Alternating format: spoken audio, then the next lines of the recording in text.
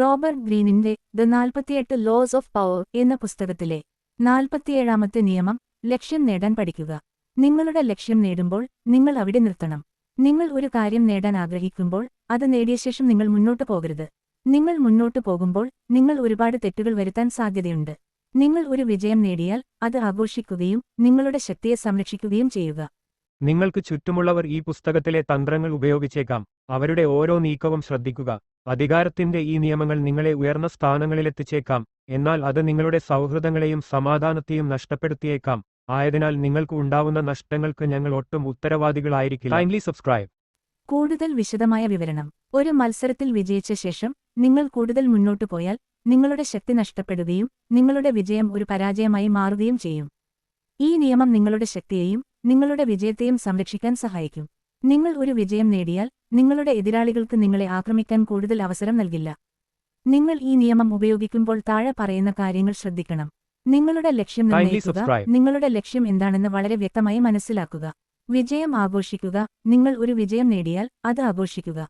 ഇത് നിങ്ങൾക്ക് ആത്മവിശ്വാസം നൽകും. ശക്തിയെ സംരക്ഷിക്കുക. നിങ്ങൾ ഒരു വിജയം നേടിയാൽ നിങ്ങളുടെ ശക്തിയെ സംരക്ഷിക്കുക.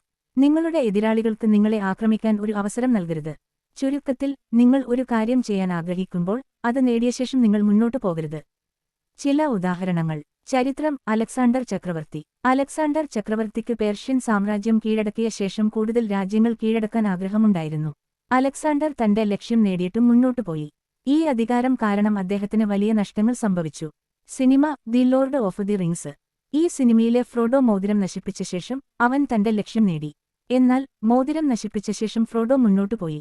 ഇത് അവന് വലിയ ഭാരമുണ്ടാക്കി. ചരിത്രം. റിച്ചാർഡ് ഒന്നാമനും ഫ്രഞ്ച് രാജാവും. റിച്ചാർഡ് ഒന്നാമൻ ഫ്രാൻസിനെ ആക്രമിച്ചപ്പോൾ അദ്ദേഹം തന്റെ ലക്ഷ്യം നേടിയിട്ടും മുന്നോട്ടുപോയി. ഈ അധികാരം കാരണം റിച്ചാർഡിന് വലിയ നഷ്ടങ്ങൾ സംഭവിച്ചു. Cinema the godfather. ഡോൺ കൊർലിയോൺ തന്റെ എതിരാളികളെ നേരിട്ടപ്പോൾ ഡോൺ തന്റെ ലക്ഷ്യം നേടിയിട്ടും മുന്നോട്ടുപോയി. ഈ അധികാരം കാരണം ഡോണിന് വലിയ നഷ്ടങ്ങൾ സംഭവിച്ചു. ചരിത്രം. Napoleon Bonaparte. നെപ്പോളിയൻ റഷ്യ ആക്രമിച്ചപ്പോൾ അദ്ദേഹം തന്റെ ലക്ഷ്യം നേടിയിട്ടും മുന്നോട്ടുപോയി. റഷ്യയിലെ ശൈത്യകാലം അദ്ദേഹത്തിന് വലിയ നാശനഷ്ടങ്ങൾ വരുത്തി. Cinema Harry Potter. Harry Potter വോൾഡ്മോർട്ടിനെ നേരിട്ടപ്പോൾ അവൻ തന്റെ ലക്ഷ്യം നേടി.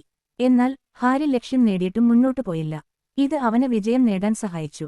ചരിത്രം. ചാണക്യൻ. ചാണക്യൻ നന്ദ രാജാവിനെ പരാജയപ്പെടുത്താൻ ശ്രമിച്ചപ്പോൾ അദ്ദേഹം തന്റെ ലക്ഷ്യം നേടിയിട്ടും മുന്നോട്ടുപോയില്ല. ഇത് ചാണക്യന് വലിയ അധികാരം നേടാൻ സഹായിച്ചു. സിനിമ ബാഹുബലിയിലെ മഹേന്ദ്ര ബാഹുബലി. ബാഹുബലി ബല്ലാലദേവയെ നേരിട്ടപ്പോൾ അവൻ തന്റെ ലക്ഷ്യം നേടിയിട്ടും മുന്നോട്ടുപോയില്ല. ഇത് അവന് വിജയം നേടാൻ സഹായിച്ചു.